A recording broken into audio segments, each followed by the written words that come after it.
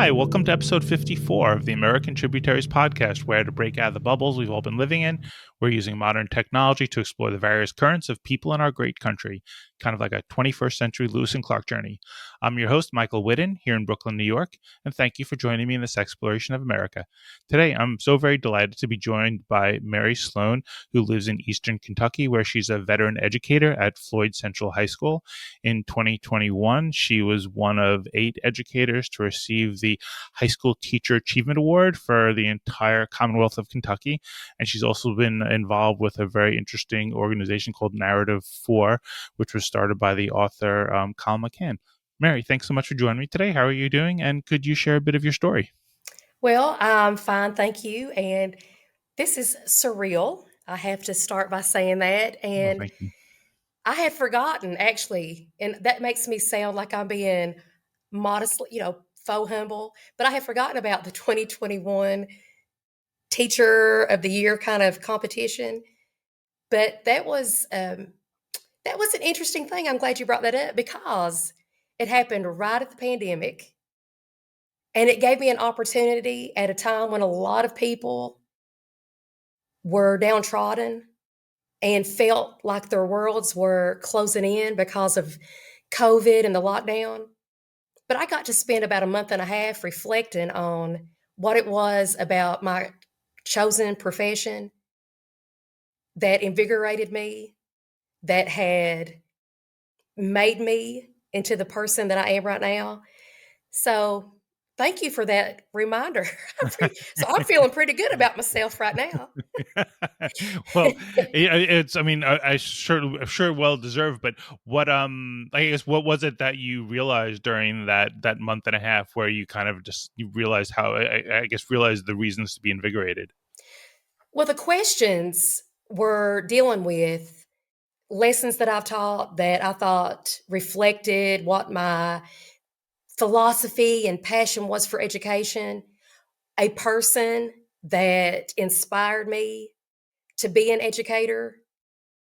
What was it that I would share with this Commonwealth if I had been granted the title of Teacher of the Year? And you also mentioned Colin McCann, and this is my nod to Colin. He loves wearing his little scarf, so I was thinking, oh look, unintentionally, Colin McCann scarf, and so all of those things, and simultaneously, while I was doing that reflection, because you brought up, because my connection with Narrative 4 has been another opportunity for me to have moments and relationships that I had never even considered. I mean, literally, on Monday, I was in creative writing class and my phone dinged, and I looked down and I had a message from one of the ladies that I've met through Narrative 4. Her name's Talia, and she's in Israel.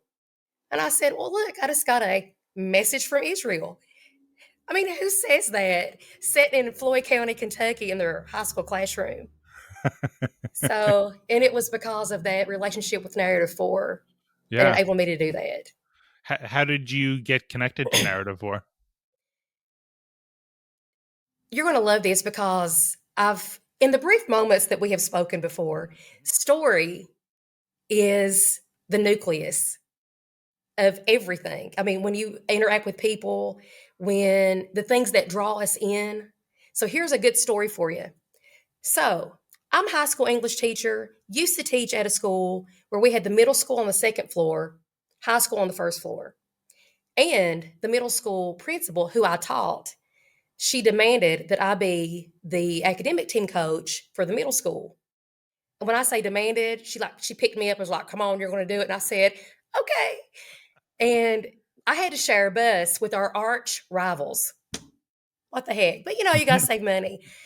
And at the time, it's a gentleman, his name is Brent Hutchinson, and he was he was the director of the Hyman Settlement School. And for over 3 decades, they've had this pretty impressive Appalachian writers workshop. And he had met a man named Lee Keylock, who at that time I think was one of 2 people who was working for Narrative 4 because it had just launched. And so we're on this bus and we're going to an academic meet, and Brent says, so Mary, There's a really wonderful program that's called Narrative 4, and I think that you would be perfect for it. What do you think? And, it's been one of my ways of doing things. I said, sounds good. So within a week, I am on a four-way phone call, which was so awkward. I mean, this is kind of strange here, but the four-way phone call, and nobody knew when to talk, and it was Lee Keylock, and it was Wes Brown, because he is a lawyer in Kentucky, in Central Kentucky, who had heard of the work that Narrative 4 was starting, and another teacher from a neighboring county. So they described what a story exchange is, which is the heart and soul of Narrative 4, on the phone. And here's basically what it sounded like. So here's what will happen. So if you and I were in a story exchange, you would tell me a story from your life, and I would listen, maybe take some notes, and then I would give you a story from my life. You would do the same. And after that, we would come back to a larger circle. And I would say, hi, my name is Michael, and I'm going to tell you about the time that and you would do the same for me. Well, they described that, and they said, any questions? Is that clear? And I went, oh, perfectly clear. Lied like a dog. I thought, what the heck? But I had a creative writing class, so I went back to it. And instead of doing the story exchange that way, I had students who wrote a personal narrative like they were the other person. I had people who did comic book strips like they were the other person. And it was so delightful. So the next summer, Lee Keelock came back to Hyman Settlement School for that week, and I was invited to go to visit. I brought him some of the things the kids had done, and it wasn't quite what they had envisioned, but it was so stinking close. And he invited me to stay. So I crashed my first ever story exchange and was in a room with 5 other people. My partner actually was from New York, and I still remember her, and I still remember her story, because that's the beauty of the story exchange. When you tell someone else's story in first person, brain research has been done on this. Physiologically, your brain reacts to that. And as a result, literally, I have a memory that is not mine, but is in one respect, which is kind of similar to what you're doing here. You're having those stories that are coming in, and what they're doing now is they're intertwining in your DNA. And because of this platform that you have, that DNA now is not, I don't want to say mutating, but it is definitely impacting those people who are going to be joining you and Yeah. us. Yeah, So, no, yeah. I think what's been really, I think, as I say at the beginning of the podcast, is just this idea of using technology for good and believing that we can go viral in good ways too. Like it's not just like it's not just bad. I mean, it's easy to see the bads, the sensationalized stories, kind of take hold of the internet. But what I wanted to do with the podcast is to take curiosity and stories and listening and conversation and try to, like, I guess in our own little way, kind of get that to go viral. So I don't know how successful it is, but I feel like every conversation is one more kind of like block in the foundation of something that I hope is meaningful for everybody who participates. Well, you're 54 in, so I mean, that's 54 more than most people, right? So I think that it's impressive. Thank So you. So, so your first exchange, it was your school, and you said a school in New York. so really, after that moment I talked to you and about going and seeing what it was really like, I brought it back to my school. So the very first one I actually did was in my own class, 30 freshmen. And let me tell you, so true, right? After the first story was told, so 2 students sat together, and I can say their names because it's already been published. So you've got Sahara and Chad. Sahara telling the story as Chad, right? After the first story was finished, complete silence in the room, because it was not something that the kids expected to hear. Because the young man, very popular, very athletic, and his story dealt with an insecurity that he had. Probably a story he would have never told himself. But you would not believe, even though it sounds insane when I say this, even though I'm the one telling it to my partner, and even though I'm going to sit there while they retell it, there is a freedom that comes once that story is not coming out of your mouth. And in the probably 10 to 15 story exchanges that I have participated in, the things that people are willing to share always surprise me. So we went from that to a really rudimentary meeting with students from University Heights High School in the South Bronx. And there we were, my students and these students who really had nothing to say. They had all these things to say. But to your point, a lot of times when we're looking at people, especially people in groups, we see groups. And so we have our group of Southeastern Kentuckians, we had our group of people from the Bronx. And with that comes curiosity, but also comes some preconceived ideas. And so it was very stilted at first until the ultimate icebreaker, a conversation of all things about pizza. So this is what caused people to quit being polite and be real. And it came down to one of the students, her name's Fatu, and I can say her name too. I don't want y'all to think I'm breaking confidentiality. She's graduating. She works for Narrative 4. But she said, well, how much do you pay for a pizza by the slice where you live? And my kids said, you can't buy pizza by the slice. Listen, everybody on the New York side, they passed out how to get smelling salts and bring people. What are you talking about? I said, yeah, we get whole pizzas.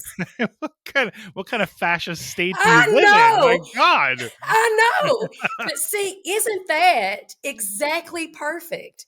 Because it's not the big, because you don't want to meet somebody who does that. I mean, even you and I, well, hello there, Michael. Hello there, Mary. Let's talk about the deepest, darkest secrets that we have. And no, let's meet in these places of unexpected delight. And that's what broke the ice. And then the next year, we actually did, before virtual was a thing, we did a virtual exchange. And as a part of that, well, actually not as a part of it, but simultaneously, at the same time, there was a program that Ground Truth that works with PBS that they were going to do that was called Crossing the Divide. And what they had done is they picked 5 states across the U.S. Massachusetts, we were second, Missouri, Montana, and California.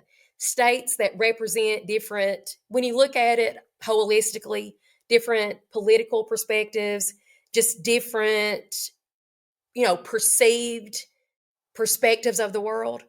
And they had a competition where they had a reporter, a journalist of some kind, who had graduated recently, who had maybe a specific area of expertise. They were chosen.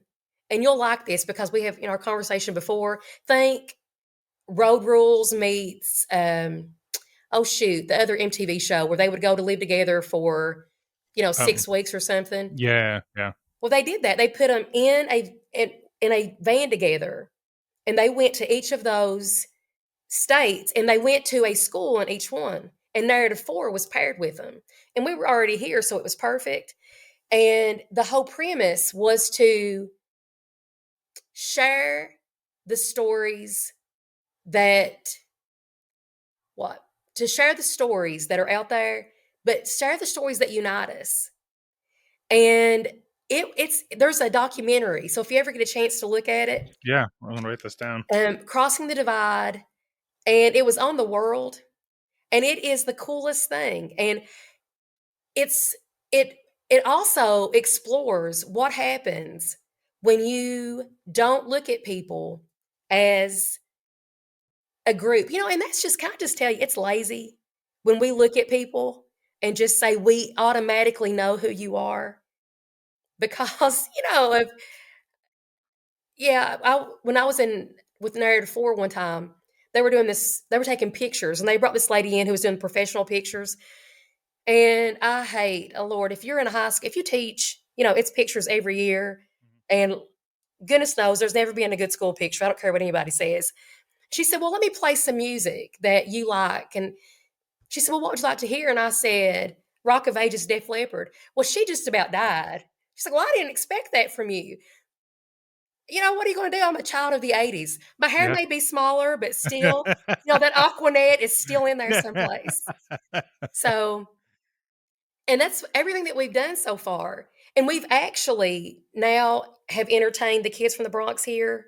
We've been there twice, and they're coming Wow. here in 3 weeks. That's fantastic. Yeah. Wow. And how long are they in town? They will be here for 6 days. Okay. And what do you do with them for those 6 days? Well, we've been working on it, and that it looks like right now it is going to be this amazing extravaganza of Appalachian experiences.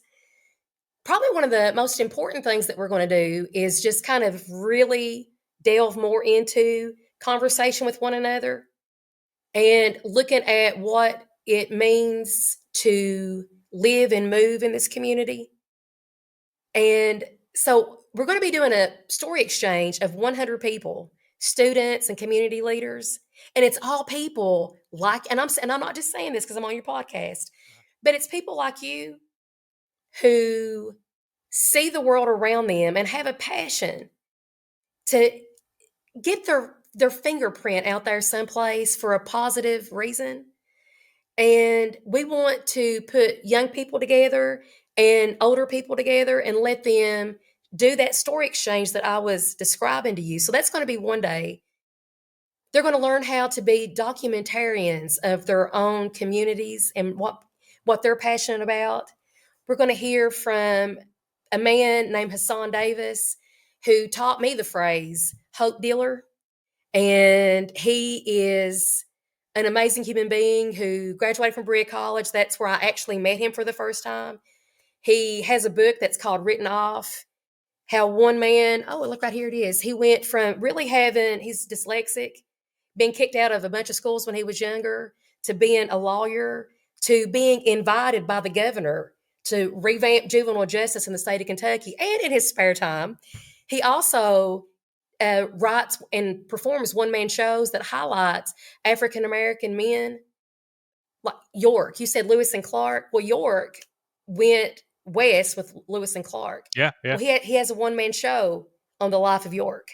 Oh, wow. So he's going to come and speak to us, and we're going to have. We found out that they don't have a homecoming dance at Yeah. University Heights. Mhm. So my kids were like, we're going to have them a homecoming dance. So Oh, wow. we're having a homecoming dance and a That's good great. Appalachian meal.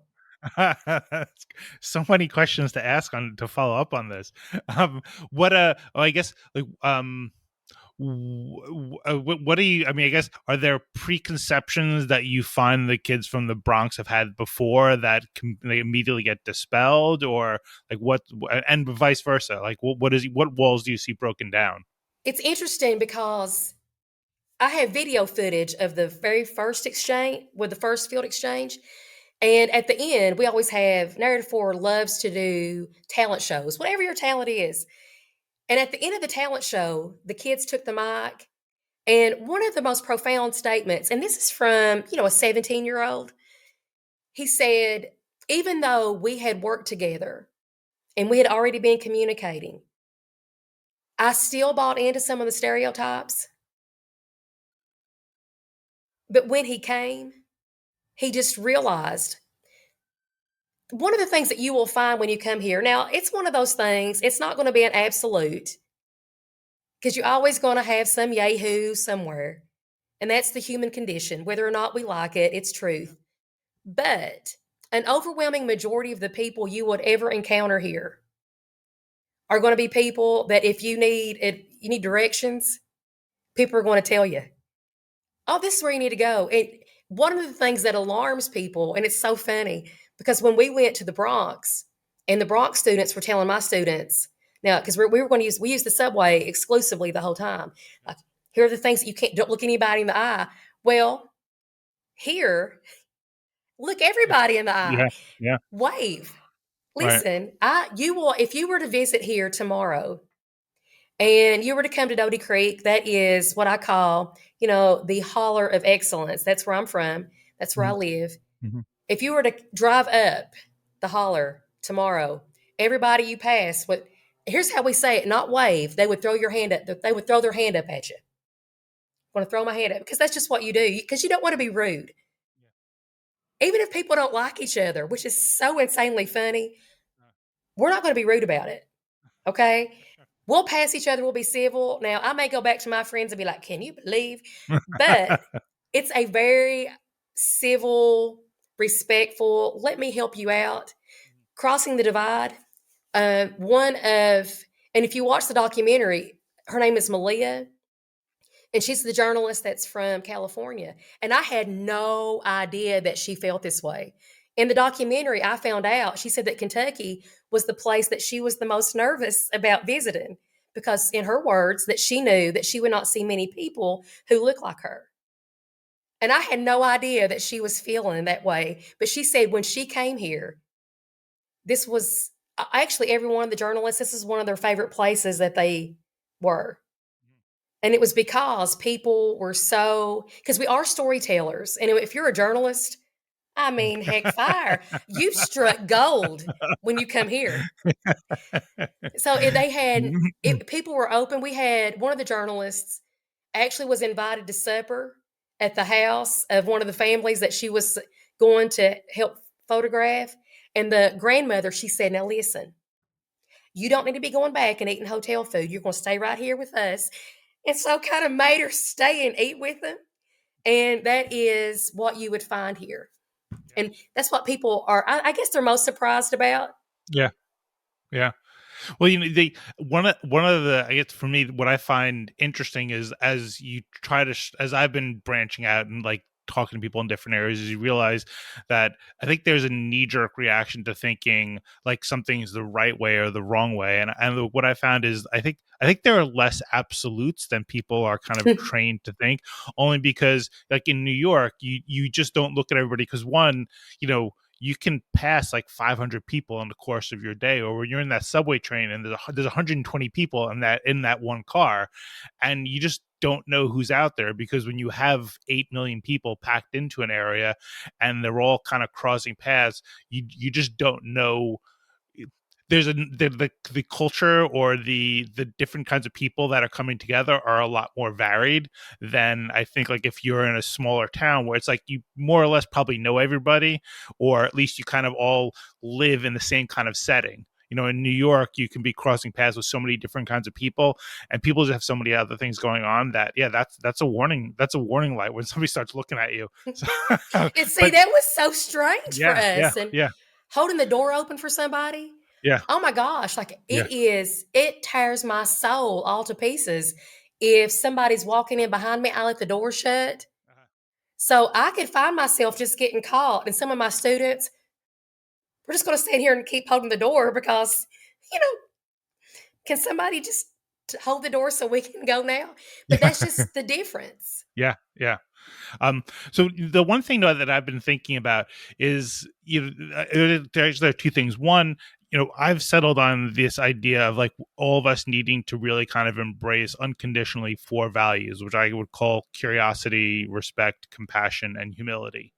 And I came up with those kind of doing like these kind of thought experiments where I'm thinking about all these different kind of issues and how they get resolved, and also just kind of realizing that there's this I guess on a high level, on a higher like philosophical level, everybody has their own view and everybody has their own little universe, and there is no singular truth because everybody sees things just a little differently. Even like my wife and I, we've pledged our lives to each other, but we don't see things the same way. So if we don't, that's certainly only become more and more complicated between other people. So to analogize it to what you're thinking about, everybody's got their own story. And what I feel like the world has kind of pushed us, or technology, I don't know what it is, but right now it's like these stories have to all be reconciled. And to me, I'm like, you know what, maybe there just isn't going to be reconciliation. We have to learn to be more just, what's your story? Let me just hear it, not listen to you and tell you you're right or you're wrong or you don't see things a certain way, and proceed with those four values. But I mean, what do you think about that, and how does it play into the world of stories? It has been my experience, especially because of narrative 4, because the door has opened to different stories. And Colin McCann actually wrote a novel called A Paragon. I think it's even propped up behind me. And it tells the true story of two fathers. And it's really funny when I say this because now, when I learned how to pronounce these names, keep in mind, I was reading and I pronounce them the way that you would pronounce them here, not in Israel. So it's Bassam Airman and Rami. I found out it's El Hanan, but I call him El Hanan. So, because he's the Appalachian Rami.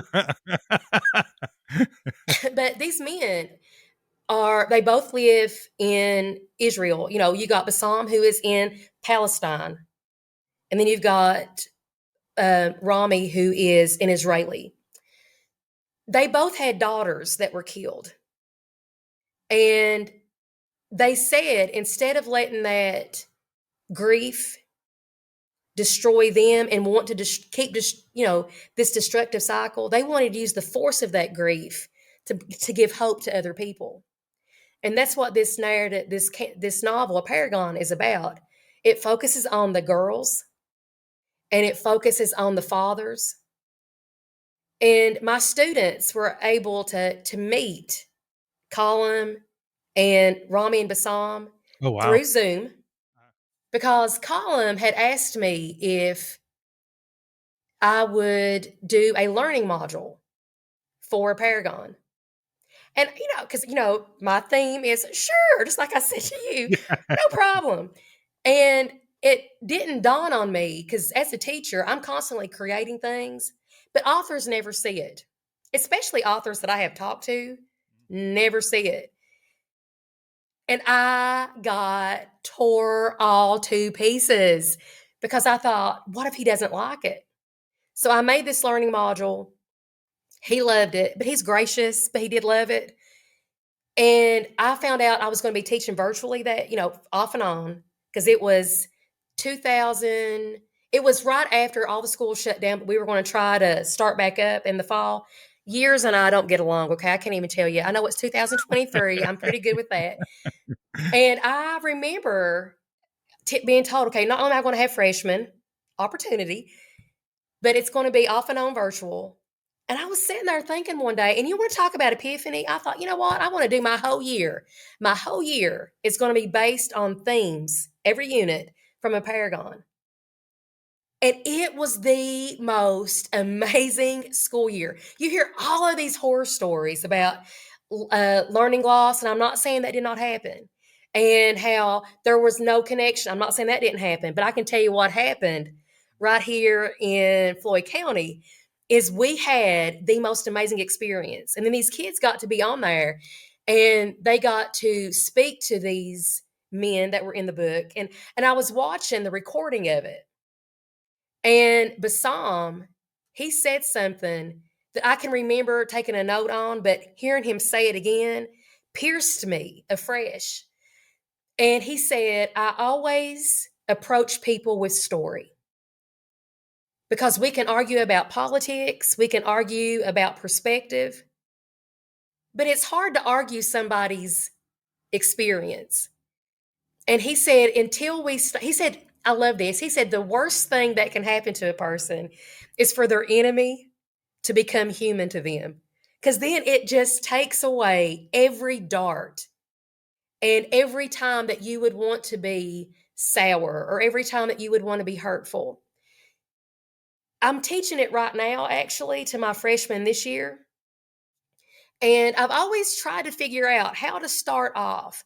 How do you start a unit on being able to listen to another human being without waiting to just jump in and attack, and actually listen, seeking to understand, which I know is cliche, but you know what? It's cliche for a reason, because it stands the test of time. So this year, and I've tried different variations. So this year we did something different on perspective.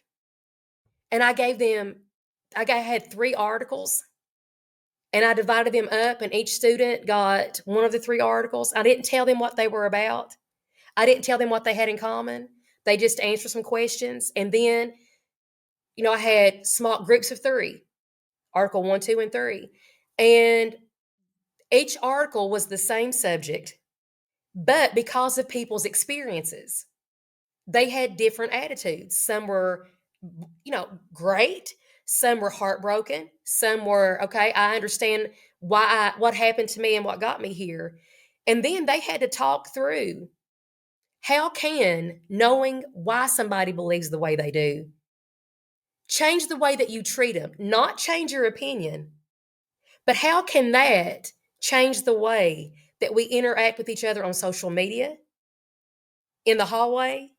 And it's fascinating when you have 15-year-olds contemplating things that I don't think enough adults do. Yeah. Thinking about like the social media and like the stories is that I feel like people, my sense is that people have kind of have lost that ability to be curious. And I think, it's not like it's not something like it's, you have to look hard for it. Like, you could sit at a restaurant and see couples looking at their phones instead of talking with each other. You can see Yes. strangers sitting at a bar, and instead of striking up a conversation, they're just looking at their phones. And I'm not blaming technology per se, but like we've definitely kind of lost that ability to just kind of say, even like for me, like the podcast, this is, I don't know where these conversations are going to go. And like sometimes, like, sometimes I've gotten feedback that they should be shorter, but I'm like, I don't know where it's going to go. So I don't want to have it limited to 20 minutes, because it might take 20 minutes to find the topic that we both kind of get excited about, or we're really kind of learning about something. And I think people are too impatient, and they're too, and maybe it's a time thing. Maybe, the invasion of the phone and having that 24/7 tether to the entire world practically has made us kind of feel under siege, or makes us feel like we don't have time. But what I've found is that when you lean into that curiosity, it is so much more comforting and empowering. Well, I've had conversation with my young people and then with my peers and family and friends. I have not heard of one person who, when they come to the end of their life, and I mean, they're literally getting ready to stretch into eternity, say, "Give me my cell phone." Right. But what they're Right. doing is it's about people. It's about connections. I was walking one of my dogs because my canine coach said that I needed to walk him separately. Lord have mercy, wears me slap out. And I stopped because a vehicle was coming. And it turns out it was one of my former students. And he just wanted to let me know. He said, "Miss Slone, I figured I would stop because I thought you might want to know this is how my life is going." And it's going beautifully.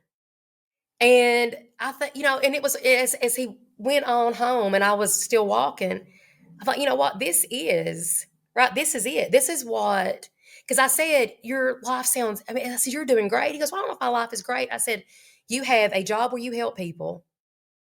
You're married to somebody that you love." And I said, "And you're raising your boys to be good men."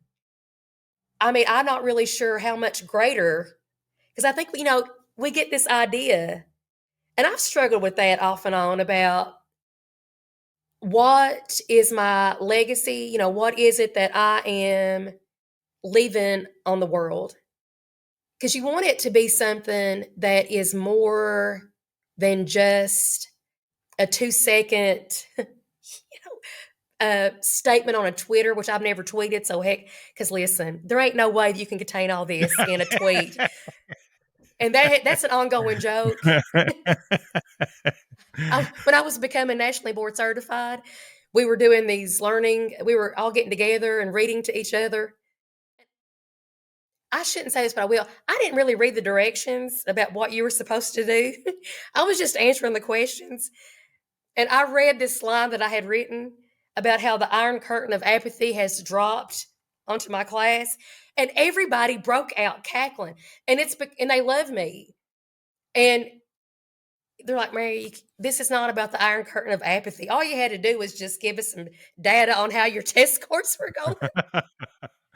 So, I mean, and that's a lesson too. And that's one of the things that I've learned with the sharing of stories. Going back to that first story that I shared, with my first ever story exchange partner.